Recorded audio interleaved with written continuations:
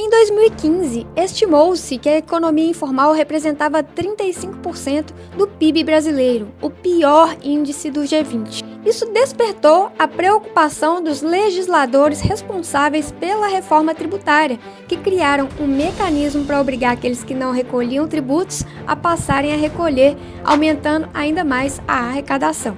E assim, a Constituição passou a admitir a cobrança do tributo no momento do pagamento, que a gente chama de split payment ou pagamento dividido. Até aqui você provavelmente já sabe que teve muito vídeo por aí explicando. Nesse vídeo eu vou te contar alguns detalhes que não te falaram sobre esse sistema. O principal deles sendo a engenharia de punições criada para garantir que ninguém vai descumprir essa obrigação de recolher os tributos na mesma hora do pagamento. Bem-vindos de volta a mais um episódio de Resenha Tributária. E se você não me conhece, meu nome é Lucila Dutra, eu sou procuradora da Fazenda Nacional há mais de 10 anos e aqui te ajudo a entender direito tributário e processo tributário. Isso aqui é a forma pela qual já devem ter te explicado o split payment antes. No modelo tradicional, o vendedor recebia o valor da operação e somente fazia o recolhimento dos tributos em datas de apuração futura. Agora, com o split payment, os próprios sistemas de pagamento vão fazer a separação do que é do governo e do que é do vendedor. Então, vai haver valores que serão retidos e repassados imediatamente ao governo. Por exemplo, considere uma venda de R$ 200 em que R$ 20 representam tributos. Com o split payment, isso significa que o vendedor só vai receber R$ 180 e 20 vão ser retidos e remetidos imediatamente para o governo. E tudo isso deve acontecer de forma integrada entre as plataformas de pagamento e os órgãos de cobrança. O contribuinte não precisa fazer nada para isso acontecer.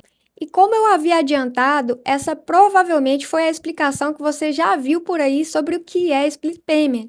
E não está incorreto, só que está incompleto. Porque esse é o modelo inteligente de split payment. É o preferencial do regime adotado pela reforma tributária, mas não é o único. Vejam que também há outras formas de pagamento dividido no artigo 33 e no artigo 36 da Lei Complementar 214.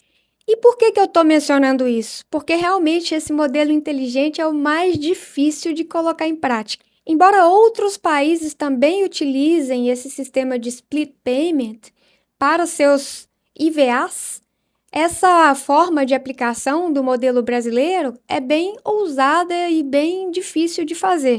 Só para exemplificar, na Itália, a sistemática do split payment foi colocada de forma mais restrita, somente abrangendo contratos com entidades públicas ou controladas por entidades públicas.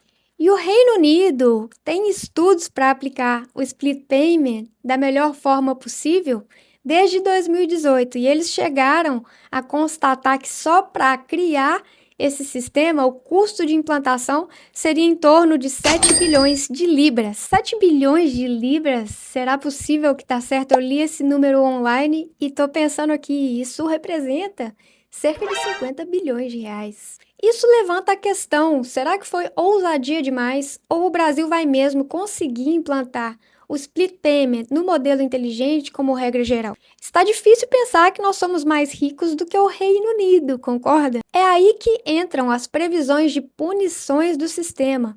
Será que é assim que eles pretendem fazer acontecer e não por meio de tecnologia avançada? A legislação complementar previu um sistema punitivo severo para fazer o split payment acontecer. Quem pode ser punido? Principalmente prestadores de serviços de pagamento, instituições financeiras e plataformas digitais. Mas vem comigo entender isso direito para ver se realmente o que está escrito aqui vai fazer a coisa acontecer na sua opinião. Então, por exemplo, foi prevista multa por não segregar ou não recolher o imposto devidamente no valor de 0,1 UPF por transação não conforme de split payment.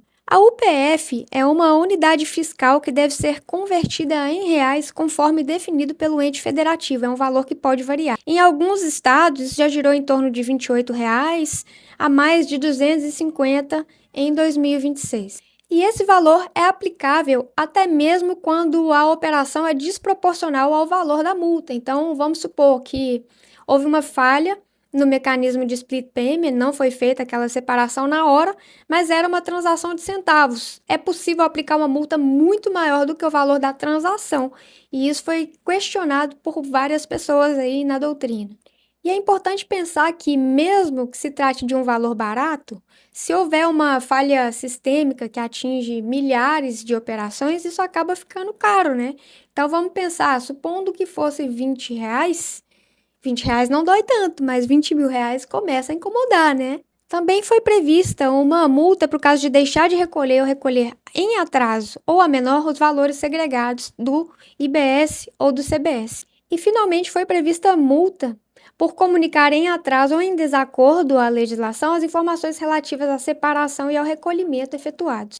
Mas as punições podem ser ainda piores. Vejam que, em caso de prática reiterada de infrações, se a pessoa vai fazendo errado, é possível até mesmo ter uma sanção de cassação de autorização de funcionamento, inaptidão ou suspensão de CNPJ. Mas o lado bom é que a lei previu que a pessoa tem que reiterar tanto essa conduta equivocada, essa infração, tem que ser em relação a 10% ou mais da quantidade total de transações dessa pessoa no mês, em 2 meses sucessivos ou alternados a cada período de 12 meses. Em outras palavras, tem que errar muito e persistir bastante no erro para chegar nas sanções mais graves. Apesar de constar da reforma a vigência do split payment a partir de 2026, ele vai entrar em funcionamento efetivo somente em 2027. Mais que isso, ele vai começar entre contribuintes, que a gente chama de B2B, Business to Business, e de forma optativa. A pessoa pode entrar nesse sistema ou não. Por que a pessoa vai querer entrar antes da hora? Porque isso pode gerar créditos para ela. Eu posso falar com vocês em outro vídeo sobre não cumulatividade, deixe para mim nos comentários se você tiver interesse.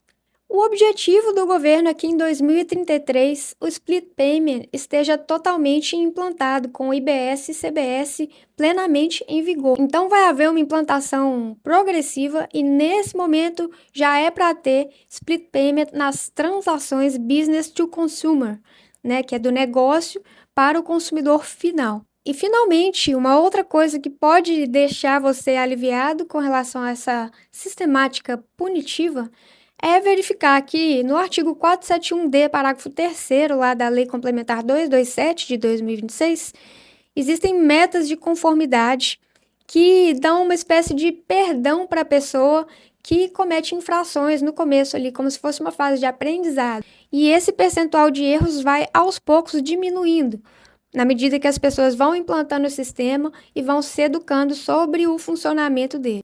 No final das contas, no varejo, algumas pessoas expressaram preocupação sobre a possibilidade de, na realidade, virar um tiro no pé e essa sistemática toda incentivar a informalidade ainda mais.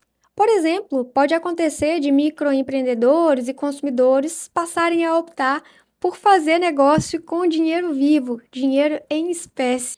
Você acha que o Brasil vai conseguir lidar com as buscas de alternativa pelo povo para fugir dessa retenção automática?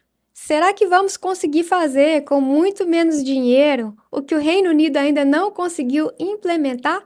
Só na base da estratégia de implementação com cronograma e progressividade de aplicação de sanções para que as pessoas observem realmente a sistemática do split payment?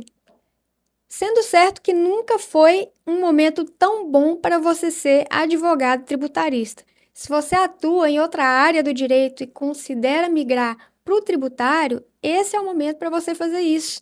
Tem muita demanda, os números do CNJ apontam milhares de execuções fiscais que, inclusive, já estão tramitando há mais de 11 anos, o que significa que milhares, centenas de milhares delas, com certeza, vão estar atingidas pela prescrição intercorrente, só não foi reconhecido ainda.